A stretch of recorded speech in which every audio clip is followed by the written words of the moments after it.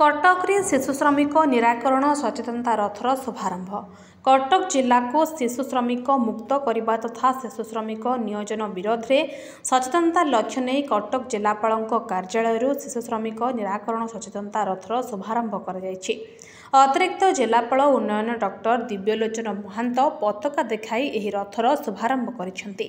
14 वर्षरू कम बयस शिशु को कौन प्रकार वृत्ति में नियोजित न करने एवं 15 ରୁ 18 वर्षर बयसर किशोर किशोरी मानक विपद संकुल कार्य नियोजित करिबारु निवृत्त रखिबा वार्ता नहीं एही रथ जिलार 14टी ब्लॉक परिभ्रमण करिबो। शिशु श्रमिक नियोजित करुथबा व्यक्ति मानक पई जोरिमाना और दंड विधानर नियम रहिछि। ए संपर्क में जे कोनोसी सचेतनता नागरिक निःशुल्क श्रमिक सहायता हेल्पलाइन नंबर 155368 एवं चाइल्ड लाइन नंबर 1098 रे अभियोग करि जिला प्रशासन पक्षरु केवल शिशु श्रमिकों को उद्धार करा जाई न थाए बरं सेमानंक उपयुक्त थैथान और शिक्षा परिवार आर्थिक स्थिति जांच करा जाई समस्यार समाधान पाई चेष्टा करा जाई थाए।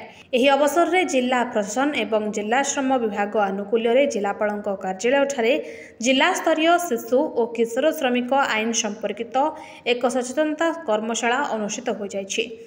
अतिरिक्त जिलापाल डॉक्टर दिव्यलोचन महांत बैठक में अध्यक्षता करी शिशु श्रमिक भली एक सामाजिक व्याध्या को समाजरू दूरीभूत करने निमंते आह्वान देते। विभिन्न स्थानरू शिशु श्रमिकों को चिन्हट करने निमंते जिला स्तरीय टास्क फोर्स गठन करा जाई अचानक चढ़ाऊ करा निष्पत्ति होईछि। एथिसह उद्धार होइथबा पिलामानंकु उपयुक्त थैथान करा जिबा निमंते जिला प्रशासन पक्षरु समस्त प्रकार उद्यम करबाकू निजर प्रतिक्रिया रे कहिथिले। शिशु श्रमिक मानक विभिन्न कार्य किभली भाव में आम निवृत्त कर रखिपारू निषेध करूँ एवं से मुहर टे हस फुटाई आम एक प्रयास जारी करूँ। यही अवसर में आज आम आमर गोटे रथ चलू जो थी कि पूरा सबू ब्लॉक कभर कर एंटायर जिलार सब ब्लॉक कभर कर जो थी कि शिशु श्रमिक आईन टी विस्तृत भाव में वर्णना एवं यही आईन जो मैंने न पालन न करें से किपरि भाव दंड विधान व्यवस्था करें प्रसार भाव में आज विस्तार करने प्रयास चलू।